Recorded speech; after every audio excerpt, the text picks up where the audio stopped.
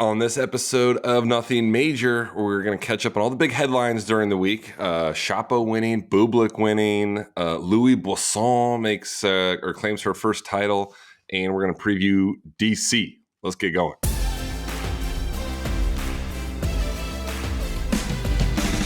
All right, everyone, welcome back. Got John Isner, Steve Johnson filming from the Tennis Channel offices. He's going on air in a little bit. I think Jack Salk is going to join in a little bit. Also got Charlie Fox, the team at SIFT, with us. We're going to start here. The debate last week, we put the clip out, Sinner against the Wimbledon doubles champions in a 1-on-2 where Sinner gets the alleys, doubles champions gets the singles court only. We put that debate out, and it's been heated between the four of us. We got three of us on now. John and I adamantly feel that Sinner would win. Stevie strongly feels the other way. I don't know why we're all pros, and we are on such complete opposite sides of what we think would happen here. I think like people online weren't taking into consideration that the doubles guys only get to use the singles court, and Sinner gets to use the alleys. I'm holding strong, just like John is. Sinner is winning that. Stevie has been calling us idiots all weekend in the group chat. I just don't know what Stevie doesn't see here. Like Sinner's just going to crack returns by him 7 out of 10 times. No, that's not the case. He's played doubles, and he's not just cracking return winners by two guys every time he touches the ball. It's not the case. The doubles guys are really good at covering the net. You guys played a lot of doubles, right? These guys are hard to get balls by on a consistent basis. And with two guys, it shrinks the court. The geometry of the court doesn't work for the singles guy in that manner. That's why the doubles guys will win. Sinner probably played doubles that one time and wasn't trying. Why does it not work? What are you talking about?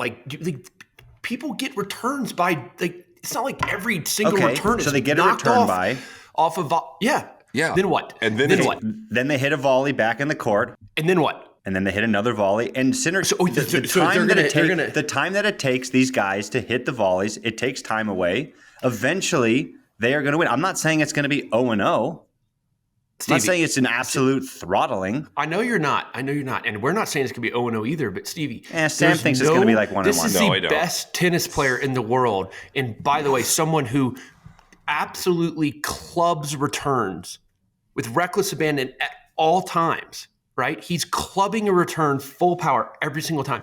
You're acting like you can't get it past the net guy. It's crazy. If you think about it, okay, if you serve wide, he opens the court. And we're going to get really into some math or geometry here. If you serve T every time, that shrinks the court for Sinner. These guys they stand on top of the net, and all they have to do is get their racket on it and get it by. You guys know how hard it is to get a return by the net T, guy. The point is over. No matter what happens, the point is over. Consistently, every time. You don't think he can get the outside of the ball and pull it up the line? Of course he can. But I'm just saying, how hard is that? You have to hit that perfect return like 6 inches next to the doubles alley every time. So you're what you're saying is that the doubles guys are going to hit a perfect serve 95% of the time just saying, on the tee. Over the course of the match, every time they serve, they're going to figure it out. John and I we're not going to name names, some prominent doubles figures text us agreeing with us. Who? I said I'm not naming name, but we both had some prominent tennis doubles industry leaders. Industry leaders, that's it. And they're on our side. They don't want to be exposed. And Sam, I think like even though the question was framed, crafted perfectly, I feel like people are forgetting the fact that the doubles guys only get singles. They're just thinking. If you guys mention that to me one more time, I'm going to quit. Full court doubles guys. Well, we're not talking about you, Stevie. We're not talking about you. We're talking about the people that voted online. We're not talking about you. Yeah. The online keyboard warriors. The keyboard warriors. And I feel like they're just thinking that the doubles guys still get doubles alleys for straight up. I take the doubles guys. Yeah, totally.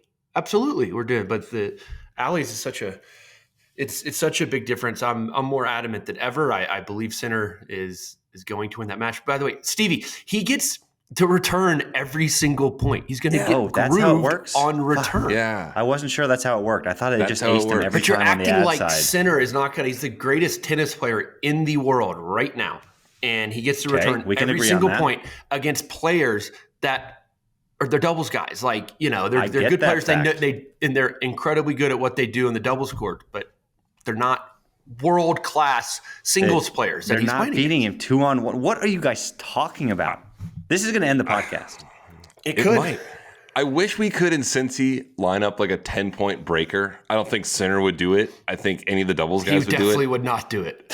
We can maybe get like Fritz to do it. But like Sinner, we need the expert returning from Sinner. That makes such a difference. Yeah, because Fritz is a horrible returner as well. Fritz is a pretty good returner. Duh. You guys top 5 in the world. This is ridiculous. You guys are out of your mind. Jack and I are completely on the other side of you guys. And we lost the vote, Sam, but that's just like generally the masses are wrong. They don't know. Like when you look at like an NFL football game, like if 75% of the public is bet on one side, they're typically wrong. Exactly. So except for in this scenario. We're the contrarians here, Sam. I like that John, he won't admit it probably, but he's flip-flop back and forth. He's switched back to one side, now he's back on this side. He can't make up his mind. Sam is very strong in his opinions. What are you talking about? I said it for a brief moment in time, I thought, and that was because I had forgotten the fact that the alleys weren't allowed for the doubles guys, truthfully. So I see how everyone else is forgetting that. But you guys are insane. If you really sit down and think about this, once the return gets past the net man, Sinner is winning 85% of those points. I agree, but we're not going to convince Stevie, and we're done. We're done with that. We're not going to convince him. You won't convince me, and this will never happen. So we'll just continue and argue for as long as we like, and nothing will get solved. Yeah. Let's move on. We're going to go to our. There's our guy, Jack Sock, joining the pod. Good timing. We're just about to jump into our Nothing Major Midseason awards. We've just got five easy awards we're going to give out to different players. I'm going to frame the question. Everyone is going to give their answer. This is all guys that are currently playing or recently retired. Fed, Nadal, those guys can be in the mix as well. Our own selves can be in the mix.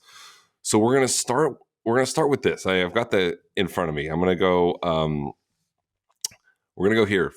Recently, we saw Tommy Paul get engaged to Paige Lorenz. Let's go next guy to get engaged on the men's tour. We're going to start with Steve Johnson.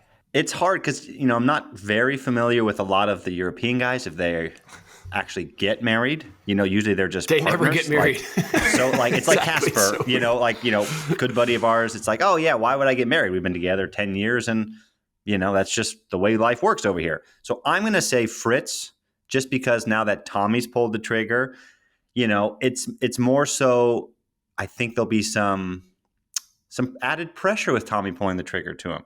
So I think it might be Fritz because, he's been with Morgan for a long time and just going in that route. But it's hard to figure out the South American, European guys because marriage, it's just not like as traditional, I guess, maybe as it is here. I could be way off on that, but you guys know how it is. Like, oh, this is my partner. It's never my wife or my husband, or it's like, it's hard to figure out sometimes. Stevie with the Fritz. John, who do you got? I'm going to stick with that theme that Stevie's going on.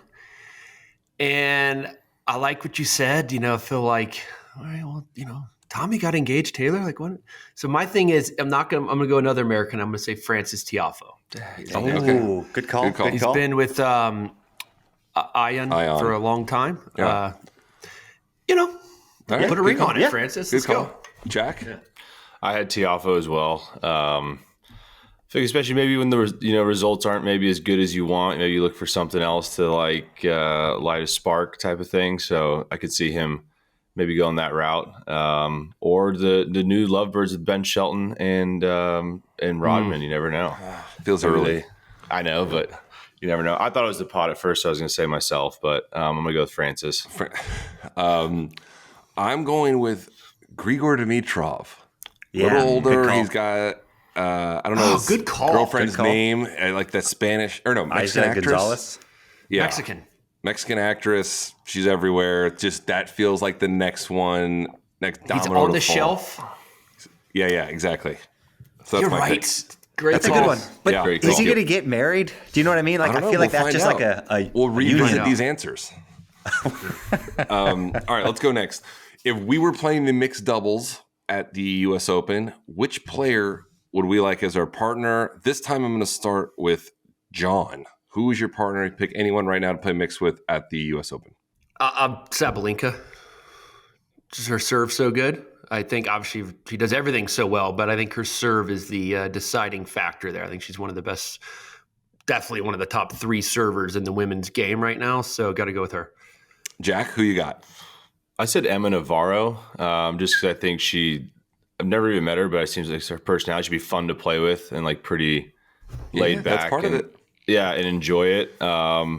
Jack not looking for a title, just looking for Jack's so maybe good he can title vibes. whoever. Doesn't if matter. if I ever play Cincy again, help me maybe with the wild card at some point. And I also love Charleston area. So, all right, valid response. Stevie J. Yeah, it's Sabalenka because I stink at tennis and I want the money. So I'm going to need her to play her best and carry me to a title. All right. That's it. Like I'm not out there for vibes. I'm out there to win. I'm out there for her to win for me. I went with Paula Badosa. Fresh off the breakup from Tsitsipas, little extra anger. I feel like she's going to bring a very high level to the court. they broke up again.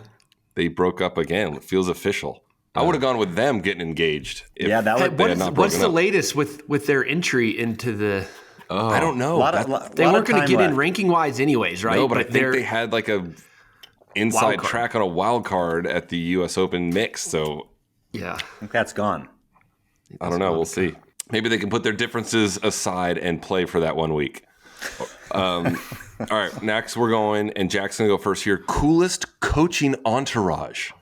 Doesn't matter the player, who's got like the coolest team around them. And WTA is in play for this one. I mean, I just went straight off of the looks, and this was a short stint. But Rublev with Safin, it kind of like broke the internet for a minute, and it was just Safin's vibe and everything. I'm a vibes guy, so I would have. I'm just gonna go with the simple one coach, one man entourage, but smoothest guy out there. Good pick. Stevie J, who you got? Yeah, Safin was going to be my pick, but I'm gonna go a little different here. Now there's a new coaching partnership on the American side. It's Mickelson's team of Ginepri and Craig Boynton. Would be a fun time to go out and hang with, have some wine, have a good time. Yeah. Always great fellowship. I think Rocket, aka Rodney Marshall, helped him as well. And so, like, look at that's a strong team of like you want to go out to dinner, 300 nights a year with somebody and a team. I'm looking strong at that one. So Ginepri, Boynton, Rocket. John Isner, your pick. Yeah, I like Alcaraz's team. Yeah, they are. Headed up by Juan Carlos. I mean, the mosquito. He's just so smooth. I'm a big Juan Carlos guy. So I don't even know the name of the rest of his team, like his physio, but they're like all really cool, and they like kind of keep. And they're just smooth looking, and they wear their JC, Tennis Academy elite shirts, whatever. I don't know. I like Carlos and Juan Carlos. They all go golfing together and stuff too. It's awesome. Yeah, that's true. Yeah, good point. I went Ben Shelton, not for Ben, but for the team, because that's where Brian Shelton, like nicest guy on the grounds of any tournament, no matter where you're at. And then the rest of the squad, especially at Wimbledon, you got Trinity up there. His sister seemed very nice. His mom is nice. Again, I don't know the other people, but they seem cool. So he is getting my award for coolest entourage. All right, we got 2 more. Next one is underrated guy who is cool. So this is guys that people wouldn't necessarily think that like, that's a cool guy. You'd hang with him. I'm going to go first. My answer is Dan Evans. He's my underrated guy who's cool. At the COVID year in Australia when Isner didn't play and Andy Murray didn't play, Evans and I were paired up for 2 weeks. Nicest guy. Easy to cheer for. People cheer for Dan Evans. So that's my guy.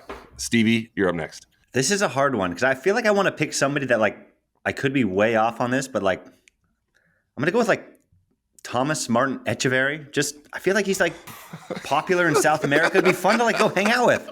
Like you can pick all the American guys, like or like he should have Grigor, made the hottie draw. I'm just saying, like you could pick Grigor, like that would be a fun hang, but he's not underrated. Like he's cool. No. You gotta be I'm saying like I don't know much about him, and I feel like he's like he's going to be popular in South America. Good pick. Go down there and have a great time. Jack, give me underrated cool guy. All right, I am going with Yoshihito Nishioka. I think he's like a member of like a famous boy band in Japan. He was always like fun, easy to talk to.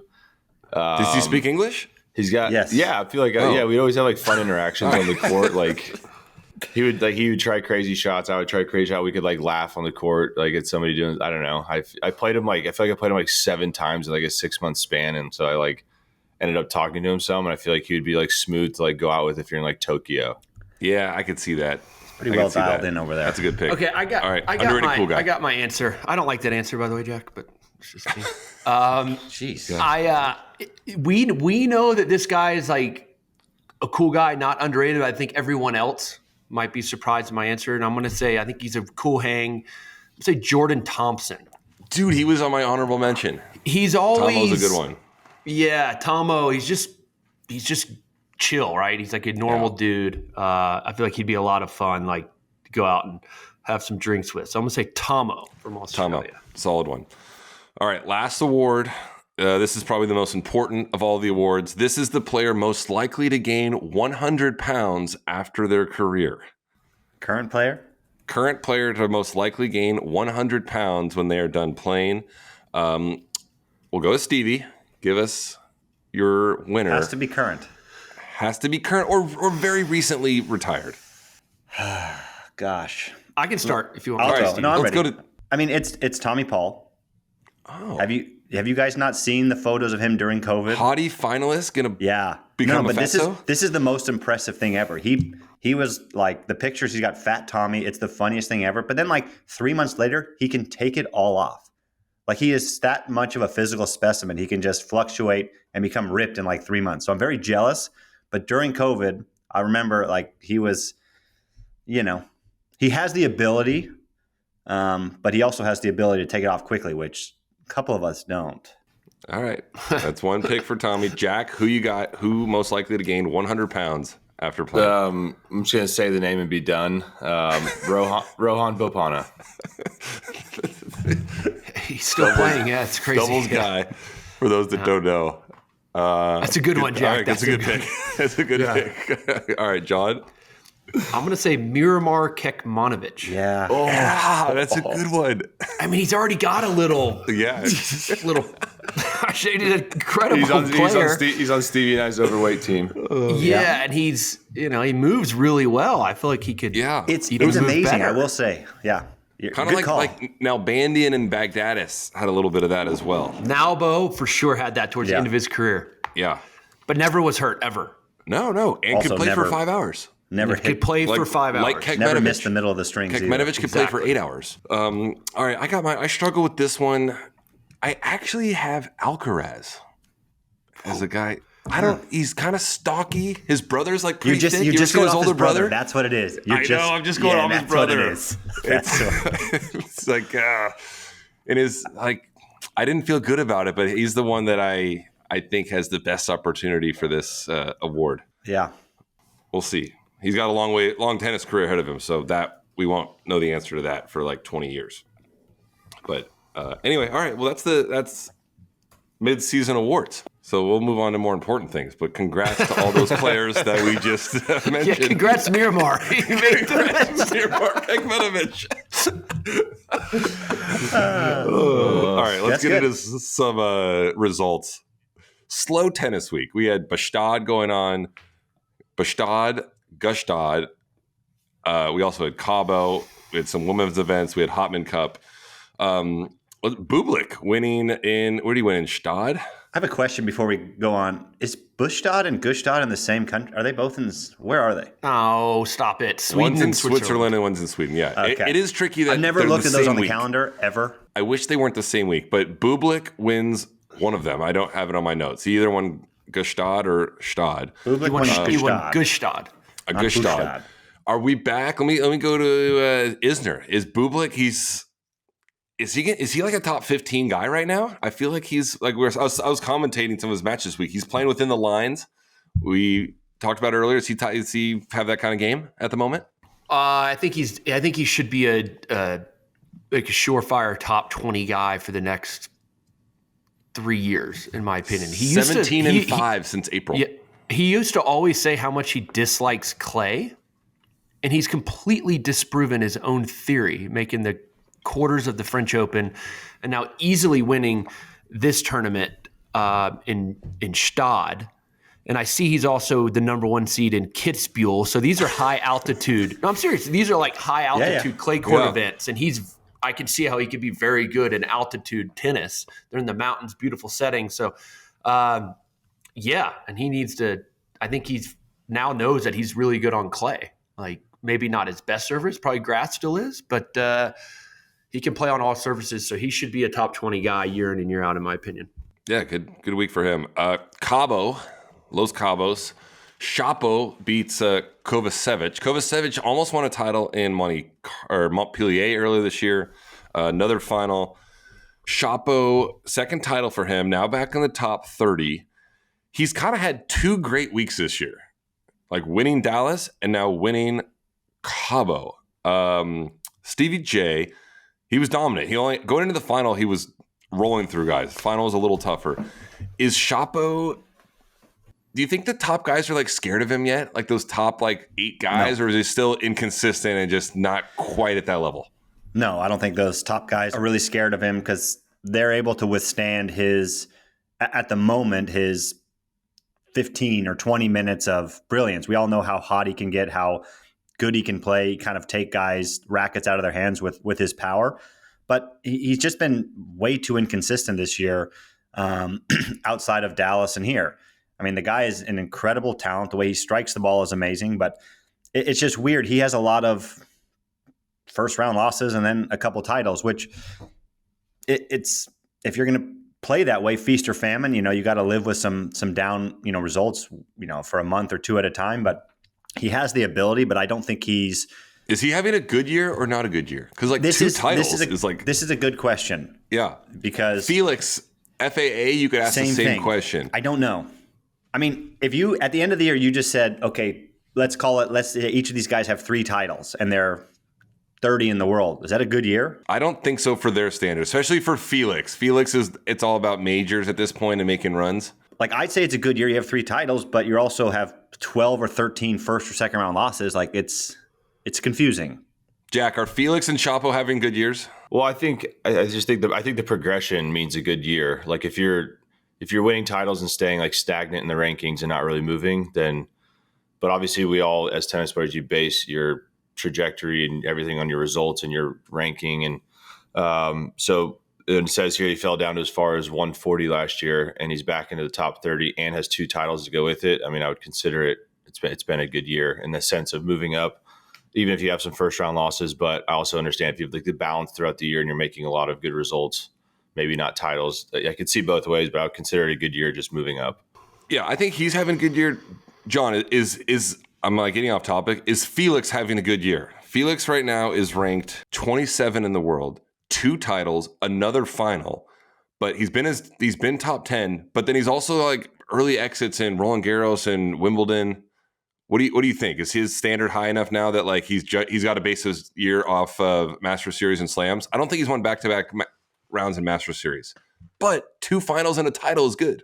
Yeah, there's something in the water up there in Canada with those 2 players. I mean, probably in my mind the 2 streakiest players on tour, Shapo and FAA. But Felix right now is 17th in the live rankings. Yeah, he did all his damage, it seems, early in the season. So I would say he's having a pretty good year, even though it seems like he's having an absolutely awful year at the same time. Because he that's just the argument. loses. It's you could argue both ways. I know. Like the match he lost in Wimbledon, lost to Struff. He was up a set in 6-3 in the second set tiebreaker, and loses the match. To the tennis fans out there, it seems like he's having a bad year, but it's actually been pretty solid. He's top 20 in the world. Do I think Felix is a top 10 guy? Consistently? It's hard to say that right now. Yep. There's not many guys you can say that about in this generation of tennis. A lot of movement in that regard. Mm-hmm. Yeah. That 6 to 15 range shuffles around. Little double WTA pop here. Louis Boisson, French Open semifinalist, takes her first title on the clay. She was ranked 361 before Roland Garros. And now she's top 50 in less than 3 months. Men or women, that's one of the fastest jumps we have ever see in the rankings. So great to see her back up. That it wasn't just a one-off in Roland Garros. The weird event this week was Hopman Cup. I actually, What is that? Dude, I was I at didn't Tennis even know that Channel. was still going on. I was at Tennis Channel this last week doing some commentating, and they're like, "Oh, you're on Hopman Cup Wednesday, Thursday." I was like, "Excuse me, I didn't even know this was going on." I texted Sam. He's like, "Yeah, I'm calling Hopman Cup." I'm like, "Oh, that's cool. Like, are you calling like a replay from like 2017? You know, what is going on?" He goes, "No, it's playing right now." I'm like looking online on the ATV website. I couldn't find a thing. And then he tells me the more surprising thing is Gasquet's playing. Yeah. No. Yes, dude. I was yes. like, what is going on? What? Is this a real event? Like, I don't know what's happening. It's like half real, half exo. There's obviously no points because there's the third set was a third set breaker, and then there was mixed doubles. Tsitsipas played? But is there? Did you yeah. even know this was going on? No clue. Jack and John, I think you guys are the only two to play on this pod. When it was in Perth, going back all those years, it was a massive deal. To be on the Hopman Cup team was like a big moment. Tons of top 10 players. Federer used to play, Zverev, Serena. Like, Jack, when you played, how many times did you play, Jack? A couple? 3. 3? Did you feel like it was a big event when you played? Absolutely, yeah. Like, it was an EXO still, but still seemed like a tour event. I actually really enjoyed the event. I looked forward to it. The travel, as John knows, you playing. You get down to Australia, it's already a long way. Then you got to go another 5 hours just to get over to Perth. But I feel like the hospitality and like the player treatment, everything there. The arena was sick. I feel like the crowds were always really good. The player treatment, hospitality was sick. There was brand new Crown Casino I used to stay at. And I thought Perth was a cool city. It was just far, but I always thought it was great for matches, a great warm up getting down to Australia.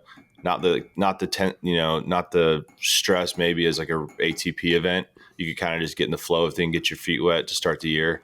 I thought it was a really fun event. They had a gala usually during it, the fireworks, because it was like New Year's, they'd go off at the hotel. For those of you guys listening don't know, Hopman Cup is a team event. There's like 6 countries, 1 male, 1 female from each team. You play a men's singles match, a women's singles match, and then a mixed doubles match if needed. And they switched it from Perth, and it was in Italy this year. And speaking of Canada, the Canadians won. Felix and BB Andreescu won it. John, you also played Hopman Cup. Like, you won it. You actually won the Hopman Cup one year. What do you even think? Or I mean, I don't know where I'm phrasing this question, but like, what's the Hopman Cup got to do to like be relevant again? This seems like a weird week for it to be going on. Yeah, well, the Hopman Cup went to the wayside once the ATP Cup, now United Yes. Cup, came into play. So that's what happened. The Hopman Cup was like an institution over there in Western Australia. So I personally enjoyed playing that event so much. As Jack said, Perth is actually my favorite city in Australia. It's just such a gem over there. It's just obviously far away. The arena is incredible. Everything about that event is awesome. They used to give you casino chips when you would check in. The dealers never bust at that Crown Casino in Perth. But having said that, no, like I don't think there's what can you do to resuscitate the Hopman Cup, because this current format is just not working. Like, what is that? They're playing it in Italy during the smack dab middle of the year, right after Wimbledon. Gasquet No one knows played, it's like going Stevie on. said. I thought he retired. Gasquet played it. Like, Hopman Cup, it sucks it went away, right? But everyone associates the Hopman Cup with that like first week on tour, right around New Year's. That gala you mentioned, Jack, also was a New Year's gala, right? And so It's random. No one even knows what was going on. I thought Sam was insane when he was telling me that. All right, this week, still a bit of a random week in Europe. We've got Kitzbühel and Uma, a couple of random 250s, but we've got the 500 in DC. It's a loaded field. Fritz, Musetti, Rune, Shelton, Rublev, Tiafoe, De Minaur, Medvedev. The women loaded as well because it's a 500. Did you guys? I mean, we all played DC a bunch of times. Stevie, Jack, you guys might have. No, Stevie and John, you guys played each other what, 3 or 4 times a year, I think. Who overall record in DC against each other? Who 2 and who 2, won I more? think. 2 and 2. All right, that's not very I think. fun. I could be wrong, but we had the most epic matches there. It was. I was on the wrong side of one. Sadly, made me sad, but John got me 15-13 or something in a third set breaker in the semis. I feel like DC is where John's career got started. You made a final there, 06, losing to Roddick. This is like the event that kind of put you on the map. But But DC, it's a good event. Did you guys like that it started the night session? Like every match starts at 4:00 there. It's only evening sessions. It used to. It's changed now, but it's while we played it, it was always a night session, and it was good, minus the fact that it would rain every day at 5. And then just minus that fact. Minus that like minor detail. So then you'd play for an hour, you'd stop for 3 hours, then you'd finish at 1 a.m. But other than that, great event. I enjoyed it. It was. We're going to get more into it. We'll dive into DC more on Friday, but man, 5 top 10 guys, 10 top 20 guys. It's got some serious momentum right now. The other news this week, Toronto, the Canadian tournaments. Toronto and Montreal always struggle a little bit with some pullouts, especially during those Olympic years. This is not an Olympic year. And withdrawals in Toronto, Alcaraz withdrawals this week, Sinner, Draper, Djokovic. It's this new format where the events are 11 days long, 10 days long. What's got to happen for the tour to get these guys to play Canada? I feel bad for Toronto and Montreal because this is going to continue to happen. Stevie, is there a fix for this? Or is this just unfortunately what it's going to be like for the Canadian tournaments until a change is actually made on the calendar? It was always, Carl Hale, who's the tournament director in Toronto, who's like one of the nicest guys ever, runs an incredible event. Kind of gets screwed. Used to be every 4 years, with the Olympics, that guys would take that event off. But with these 2 week long events, if you're, reeling a little bit from Wimbledon and from the clay, these guys, Sinner, Alcaraz, Draper, Djokovic, right? Why would you want to come to North America for an extra, basically 2.5, 3 weeks now, leading up to the US Open when you have a 2 week event? Or back-to-back 2 week events when it's just too long. They need to go back to the I believe these were technically 8-day events because they started Sunday, but it's just too long for the guys to be here. They got to go back to the condensed schedule, especially in the summer. And I just feel bad for that tournament because that's 4 of the biggest names in tennis on the men's side that have pulled out, and it's a horrible beat for that event. It's going to keep happening too because it's not like next year they can just switch the calendar around and be like, oh, these are 1 week events now. That's the thing. Yeah. The calendar is the calendar. They've already voted on this. They've approved this. So it's just going to keep happening. Yeah. It's brutal. I think for Draper's case, he must be legitimately hurt because there's no reason. He lost early at Wimbledon. Like he's not, a guy like him wants to go to Toronto and try to win that tournament. But Sinner, Alcaraz, Djokovic, of course, Djokovic is not going to, he wouldn't have played it as a 7-day event. But I think for Sinner and Alcaraz, they don't want to be in the States for a full month before the U.S. Open even starts. And think of the last 2 months that the two of them have had, like the emotional Absolutely. So they're going to rock up to Cincy, of course. They're going to play their Cincy's going to get all these players. Cincy always an amazing tournament. But Toronto, it's tough, and I can see this happening year over year. Jack, did you ever look at Toronto Cincy? Like I know I did this sometimes because some of those top guys pulled out. Like it does open up opportunities for Fritz, Shelton, Musetti, some of these guys. Like, do you, Jack, think those guys look at Toronto Cincy? They're like highlighting, like, all right, this is a Masters series that maybe a guy outside of the top 10 even could win. Well, definitely Toronto. Just with these pullouts, as we said, I think Cincinnati's going to be loaded. I think every player, every top player is going to play that since it's a lot closer to the Open, and they'll be over here already. But Toronto, absolutely. We could probably name 10 guys we think could win the tournament, I would assume. So yes, Stevie, you look like you want to say something. I can't remember. Was last year the 2 week event as well, or no? I can't remember. My brain is gone because Poprin won it, which is out. No, I don't think it was last year. I think this is the first year, right? I think this is the first anybody year. Can win. No, I think it was last year. No, last year idea. they did 2 weekers, didn't they? No, right? But Poprin wins it, which is nobody had him on the radar for winning a Masters series. I got something funny. You guys ever see that on X? There's that account. It's called Entry List Updates. It's got a big following. It says Toronto update out. Sinner, Draper, Djokovic. In Carballos, Baena, Offner, and Saffelin. That's a tough beat for Toronto. That's a tough beat. When you read it aloud like that, yeah, that's tough. Is tough. All right, we got one other thing. Holger Rune and Andre Agassi doing a little coaching trial, it looks like. 3 days. before DC, and then I'm assuming Andre will be with him in DC. You guys see this? Yeah, saw that. Absolutely. This is gonna be cool. We'll see if it works. You can't judge based on the one sample size, but it's not like a long-term deal, right? It's just like let's get together for 3 days and see where the game is. I don't understand that when players do that. Like, what is a 3-day trial going to do? And like, it might not be a trial though. It might just be like. But you know how players always do that. Like over the years, like, let's do a trial. Let's do it like a. I get it. No, I get it. It's different energy. I get it for someone like Rune. Play, Jack. Vibes. Well, I'm saying like put some time in. Like maybe they have been together the last couple of weeks or something. I don't. Whenever Holger went out of Wimbledon, and maybe he's been over here like working with him, but. If it's like just fly to DC 3 days before the tournament and like step on the court for the first time and see how the week goes, like I don't. But yeah, maybe it's just Agassi though. Yeah, no, new face, new energy. Something tells me when Agassi tells you something, you're really going to absorb all of that information. So I think this is more of a mentoring role. I don't think Agassi's going to be on the road even. I don't even know if he's still in DC, but he's certainly not going to be in Toronto. Is my guess.